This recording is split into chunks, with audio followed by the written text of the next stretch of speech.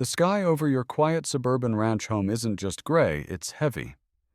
When a blizzard hits, it often arrives with a flicker of lights and a sudden, hollow silence as the furnace halts in a single-story home, miles from an open pharmacy. The clock starts ticking. The greatest threat to seniors during a grid-down event isn't a lack of bravery, it's the slow collapse. It is the subtle, chilling math of biology. Did you know that, after age 65, your body's internal thermostat loses sensitivity? You might feel fine even as your core temperature dips toward the danger zone of 35 degrees Celsius, a phenomenon known as silent hypothermia. We aren't talking about trekking through snowdrifts or hauling logs. We are talking about the reality of waiting for a snowplow that might not come for days. Managing heart medication while pipes begin to groan. Survival here isn't about muscle. It's about quiet, calculated decisions made in the dark. It's knowing that a cotton undershirt becomes a death cloth once it absorbs perspiration, or that your body burns vital fuel trying to heat a large, empty room. This is about protecting your dignity and your life, one calm breath at a time, until systems finally return. If you find these insights helpful for your family's safety, please like and share this video, and stay tuned as we dive deeper into these life-saving strategies. 1. The biology of cold: why seniors are the most vulnerable. When the power fails in a quiet suburban neighborhood, your home transforms from a sanctuary into a heat sink. As a survival specialist, I focus on the silent mechanics of the body, because in a frozen ranch-style home, your own biology is the primary battlefield. For seniors, the danger of hypothermia is uniquely deceptive because it rarely arrives with the dramatic shivering we are taught to expect. It is a quiet, internal retreat that happens 1 degree at a time. As we age, our bodies undergo a structural shift that directly impacts thermal defense. The protective layer of subcutaneous fat thins out, meaning the natural insulation that once trapped body heat is largely gone. Simultaneously, the metabolic engine, the internal furnace that burns calories to generate warmth, naturally slows its output. However, the most critical physiological failure is the vasomotor response. In older adults, the peripheral blood vessels often lose the ability to constrict rapidly, failing to shunt warm blood away from the extremities and back toward the vital organs. This means you continue to lose heat through your skin at a rate your heart and lungs can no longer compensate for, even while resting. Perhaps most dangerous is the neurological disconnect. The aging nervous system often loses its ability to accurately read ambient temperature drops. You might feel a strange sense of comfort, or a mild, creeping drowsiness while your core temperature is sliding toward the danger zone of 35 degrees Celsius. Crucially, the shivering reflex, the body's loudest and most vital emergency alarm, often fails to trigger in seniors altogether. Without that physical shudder to wake you up, you may decide to skip an extra layer of wool or delay lighting a portable heater, making a fatal error in judgment born not of panic, but of a false sense of physical security. In this slow-motion crisis, survival isn't about physical strength, it's about recognizing that your internal sensors are lying to you. Your best defense is a simple thermometer and the discipline to trust the numbers over your own senses. 2. Creating a microenvironment. The room within a room strategy in a typical American ranch home. Wide open space becomes a liability once the power vanishes. Think of your house not as a shelter, but as a thermal container. When the grid goes down, heat inside a 2,000 square foot house dissipates into the freezing exterior at an alarming rate. To survive, you must abandon your large living room and embrace the science of the microenvironment. The goal is to shrink your world to a manageable volume where your own metabolic output can actually influence the temperature. Choosing your survival hub requires strategic calculation. Look for a room with minimal exterior wall exposure, as every inch of drywall touching the outside air acts as a thermal bridge, dragging heat away. Once you have identified this core, you must address the windows, which cause nearly 40% of heat loss during winter storms. A remarkable trick involves taking ordinary plastic bubble wrap and lightly spraying the window glass with water. The wrap clings instantly, creating tiny air pockets that improve insulation value by nearly 50%. This prevents the convection loop where warm air hits cold glass and sinks, creating drafts within this sealed room. You must build a secondary thermal barrier. For a senior, This often means moving to the smallest bedroom and erecting a canopy over the bed.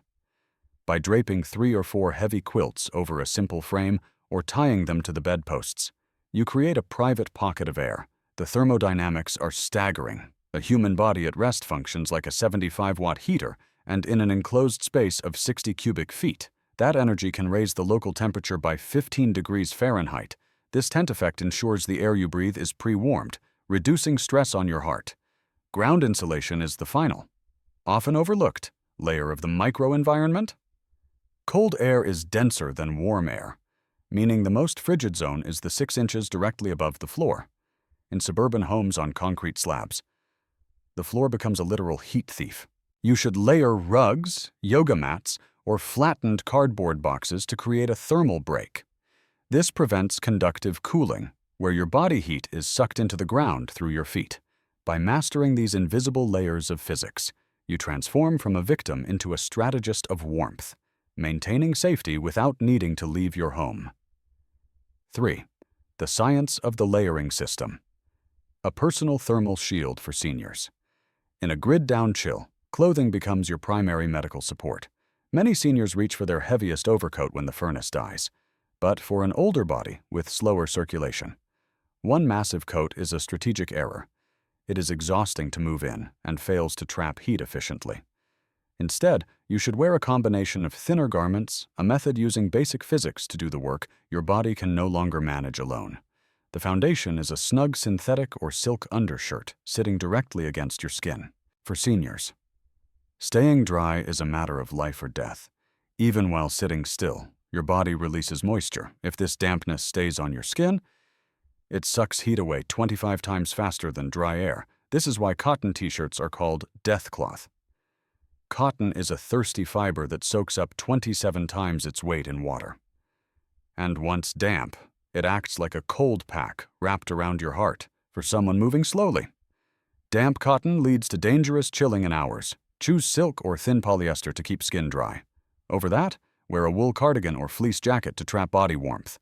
Unlike cheap synthetics that flatten over time, wool has a springy texture, creating millions of tiny air pockets.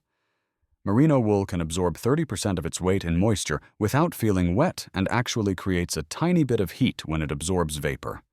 This sweater acts as your internal heater, holding the 75-watt output your body produces at rest. It provides warmth without the crushing weight of a heavy coat that strains tired shoulders. The final piece is a light windbreaker or nylon vest worn over your sweater. Even indoors, window drafts can strip away the warm air trapped in your wool clothing. This vest doesn't need to be thick. It just needs a tight weave fabric to stop cold air from moving through your layers. By combining an undershirt, sweater, and vest, you create a setup you can easily adjust. If you feel too warm, simply unzip the vest to let air in. This prevents the cycle of sweating, then freezing, ensuring energy is spent keeping your body working rather than fighting a damp shirt. 4. Thermogenesis and hydration. Fueling your internal furnace when trapped in a freezing home during a blizzard. Your kitchen pantry becomes a vital fuel station. Food is more than nutrition. It is a biological fire. For seniors, eating is a critical way to generate heat from the inside out. This process, called thermogenesis, occurs as your digestive system creates warmth by breaking down what you consume. However, for an older body, the strategy must shift from large meals to consistent, high-energy snacking to keep the internal heater running. The type of fuel determines how long your internal fire burns. While sugary snacks give a quick burst, they fade fast. To survive a long power outage, focus on fats and proteins like peanut butter, nuts, or canned meats. The metabolic burn of digesting protein and healthy fats can increase your heat production by as much as 30% compared to fasting.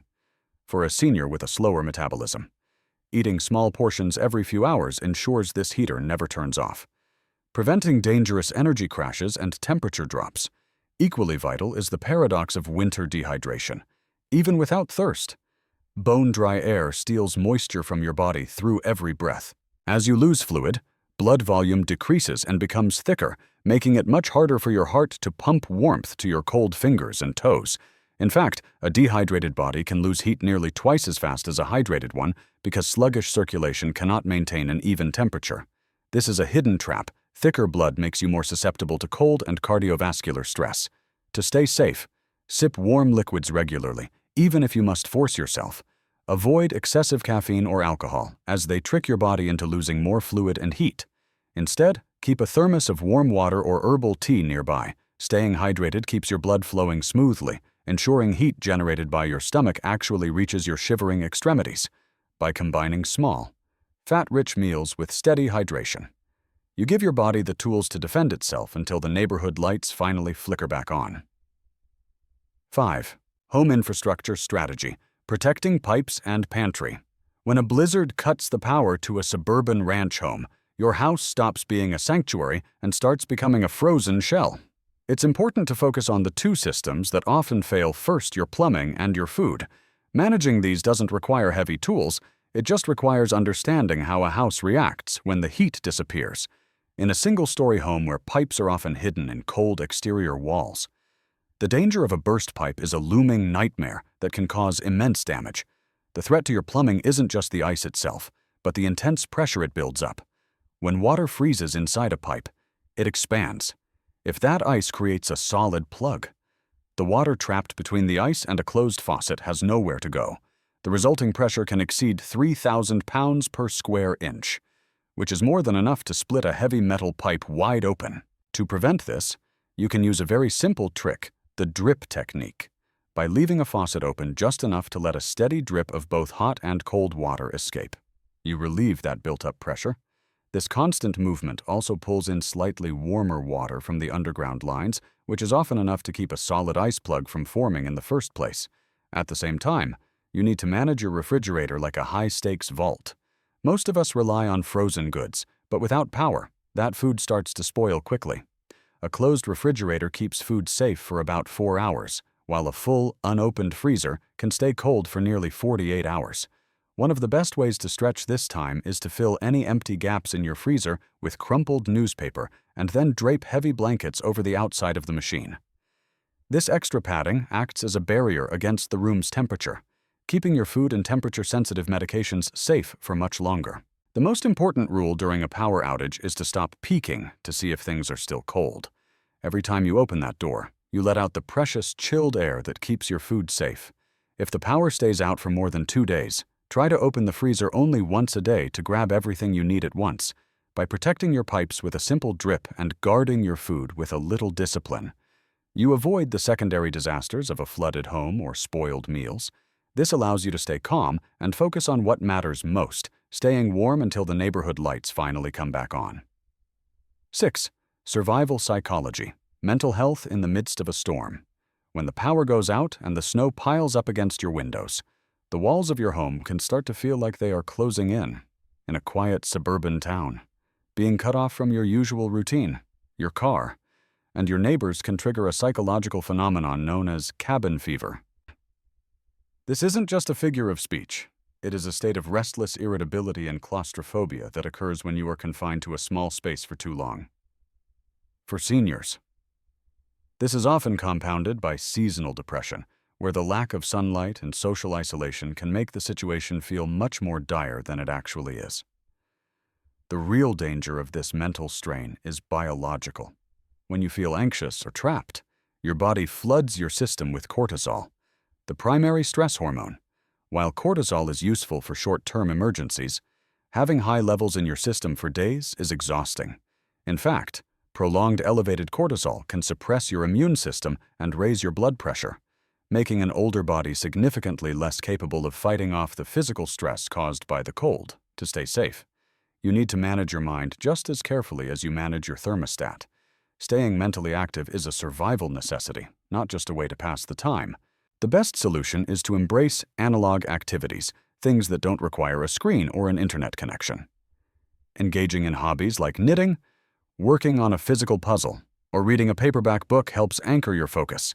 These activities stimulate the brain in a way that lowers your heart rate and keeps the fight or flight response at bay. Research has shown that listening to a battery-powered radio, specifically the sound of a human voice, can trick the brain into feeling socially connected, which instantly lowers stress levels and helps maintain a sense of normal time. It breaks the oppressive silence of a dead house and reminds you that the world is still there. If you find yourself feeling overwhelmed, try to break your day into small, manageable chunks. Instead of worrying about how long the blizzard will last, focus only on the next 2 hours. Set small goals. Finish a chapter of a book. Listen to the weather report or spend 10 minutes doing light stretches in your chair. By keeping your brain occupied with these simple tasks, you prevent the spiral of negative thoughts. Maintaining your mental health ensures that when the lights finally come back on, you are not just physically warm, but mentally strong and ready to return to your normal life. 7. Safe lighting and power management. Visibility without risk. When the sun sets, the instinct is to reach for old-fashioned candles. However, an open flame is a liability you cannot afford. For seniors, candles present a severe fire hazard, especially when navigating with limited mobility. A single stumble can turn a cold house into an inferno in under 3 minutes. Modern LED lanterns are superior, providing cold-to-the-touch light that runs for over 100 hours on one set of AA batteries without consuming precious oxygen. Prolonged darkness isn't just a physical hurdle, it is a strain on the eyes. A direct flashlight beam can cause significant glare and eye fatigue. You can solve this by creating a lantern with a gallon jug of water. If you strap a headlamp to a clear plastic bottle filled with water, facing the beam inward, the liquid scatters light to illuminate a 400-square-foot room. This creates a soft glow, making it easier to read medication labels without the blinding hotspot of a traditional torch. Managing remaining power requires strict triage, focusing entirely on health. Portable power banks should be reserved for essential medical devices, such as hearing aids or blood pressure monitors.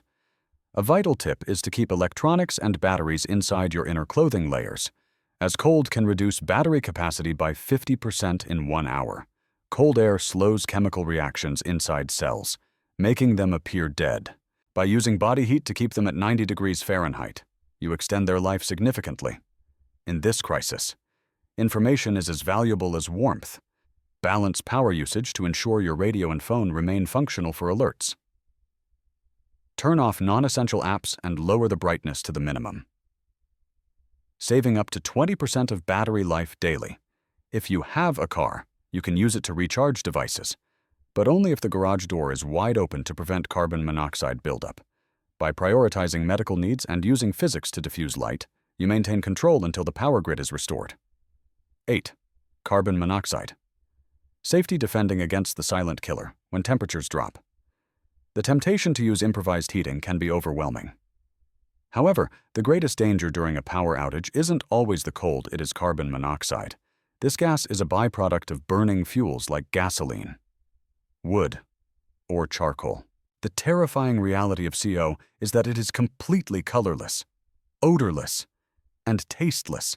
You cannot see or smell it, which is why it is called the silent killer. For seniors, the onset of poisoning is often mistaken for simple flu symptoms or winter fatigue. Using a gas stove or a portable generator inside the house is a lethal mistake. In an enclosed ranch-style home, a generator running in a garage can produce enough carbon monoxide to kill an adult in as little as 5 minutes. Even using a gas oven with the door open to heat a kitchen is dangerous, as it depletes oxygen while filling the room with toxic fumes. For those in a small, sealed room, these gases accumulate even faster. You must keep all combustion engines and charcoal grills at least 20 feet away from any door or vent. Your primary defense is a battery-operated carbon monoxide detector. Before a storm arrives, you must test these units and install fresh batteries. Most people don't realize that CO sensors have an expiration date, usually lasting only 5 to 7 years before the internal chemical sensor fails to trigger an alarm. If your detector chirps or shows an end-of-life signal, replace it immediately. Place these alarms at knee height rather than near the ceiling, as CO often mixes with the cooler air settling near the floor where you sleep. If you ever feel a sudden headache, dizziness, or nausea while using an alternative heat source, you must act instantly. Do not stop to investigate. Get everyone out of the house into fresh air immediately and call for help. In a slow-motion crisis, your goal is to stay warm, but never at the cost of your life. By respecting the invisible dangers of combustion and maintaining your alarm systems, you ensure your fortress remains a safe sanctuary until the grid returns.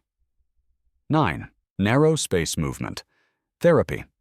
Internal heating without the sweat. In a freezing home, your muscles are your most reliable internal heaters. However, as we age, we must balance staying warm with avoiding dangerous overexertion. The focus should be on movements that boost circulation without causing you to pant or perspire. In a confined setup, sweat is your enemy because damp skin loses heat 25 times faster than dry skin. The goal is to generate heat through isometric exercises, which involve tensing muscles without moving your joints. Isometric movements are perfect for seniors with limited mobility or joint pain. While sitting, you can press your palms together firmly for 10 seconds and then release. Or, try pushing your feet into the floor as if trying to stand, without actually leaving the seat. This muscle activation engages deep tissues and can increase core heat production by nearly 20% without raising your heart rate dangerously. Because you aren't moving through space, you aren't creating a breeze that strips away warm air trapped in your layers. Another vital technique is the seated pump to protect your extremities. Cold weather makes blood thicker, which is why hands and feet freeze first. By simply circling your ankles and opening and closing your fists rapidly for 1 minute every hour, you force blood into tiny capillaries. This simple mechanical action can raise skin temperature at your fingertips by as much as 5 degrees Fahrenheit in minutes. It is a low-energy way to prevent numbness that leads to loss of balance or difficulty handling medication bottles. Consistency is more important than intensity. Perform these light, static contractions for 5 minutes every hour you are awake. This keeps your metabolic fire simmering at a steady level, preventing the deep chill that sets in when you remain motionless. By using your body as a gentle furnace, you maintain mobility and warmth without the risks of heavy lifting or cold sweat. These small, calculated movements ensure that, even in a silent house, your heart and limbs stay warm enough to see you through to morning. 10. The Green Zone Support Network, Communication Without Power. In a major suburban freeze, your most valuable asset isn't in your pantry, it's the person living next door. When power fails, and cell towers go silent, isolation becomes a physical threat. To survive, you must establish a green zone network, a prearranged agreement to check on each other without relying on technology. For seniors, knowing someone is looking out for you reduces stress and prevents minor problems from turning into life-threatening disasters. The foundation of this network is the cross-check system. Neighbors agree to specific times twice daily, perhaps 9 a.m. and 4 p.m., to verify everyone is safe. If you cannot leave your warm room, you need visual signals visible from the street. A simple method is the color flag system. Hanging green fabric in a front window means all clear, while red or orange signals an urgent need for assistance. This allows neighbors to assess your status at a glance without opening doors and losing heat. When darkness falls, you can transition to light-based signaling, if phones are down and you need help. A flashlight becomes your voice. Using the universal SOS signal, 3 short flashes, 3 long, and 3 short pointed toward a neighbor's window is a powerful way to call for aid. Even a steady light swept slowly back and forth can signal that something is wrong. These analog methods ensure that even when the digital world vanishes, you are never truly alone in the dark. This network isn't just for emergencies, it is for sharing resources and morale. One neighbor might have a manual opener, while another has extra batteries. By coordinating assets, your block becomes a unified fortress. Before the next storm arrives, talk to your neighbors and agree on your signals. Knowing a green cloth is a silent message of safety gives you a profound sense of security.